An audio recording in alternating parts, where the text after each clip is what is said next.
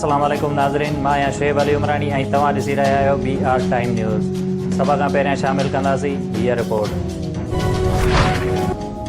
अफ़गानिस्तान जी सूरत हाल तालिबान सां सफ़ारतकारी ऐं ॿियनि सियासी उमूर ते वज़ीर आज़म इमरान ख़ान जो अमरीकी नशरियाती इदारे खे इंटरव्यू।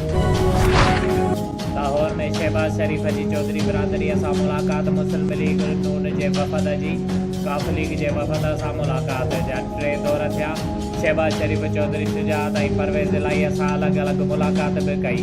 मुलाक़ात जे 3 दौर में मुस्लिम लीग नून जो मुकमल वफ़द काफ़ लीग जा रहनुमा शरीक थिया।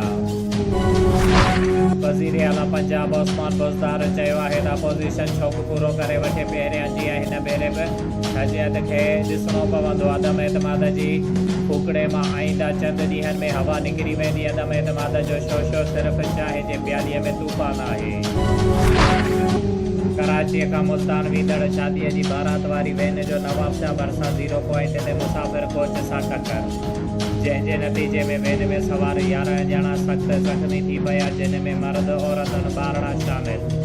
ज़ख़्मियुनि खे PMC अस्पताल आंदो वियो। ज़ख़्मियुनि में 16 साल आयान अली, 5 साल मोहम्मद रेहान, 12 साल उस्मान, 28 साल सैयद तारिक, 23 साल वसीम अली, 30 साल सैयद फराह, 25 साल सैयद फदिया, 5 महीननि जी बेबी अनाबियास, 40 साल मिसिज़ राशिद नज़ीर अहमद, 35 साल सैयद राज़ी ऐं ॿिया शामिल आहिनि, जिन खे PMC जे ट्रामा सेंटर में आंदो वियो आहे। ज़ख़्मियुनि मां 2 जी हालत गणती जोगी हुजण करे इंतिहाई निगहदशात वारी वार्ड में रखियो वियो आहे। शुएब अली उमरानी खे ॾींदा इजाज़त। वधीक ख़बरुनि ऐं अपडेट्स लाइ ॾिसंदा रहो BR टाइम न्यूज़।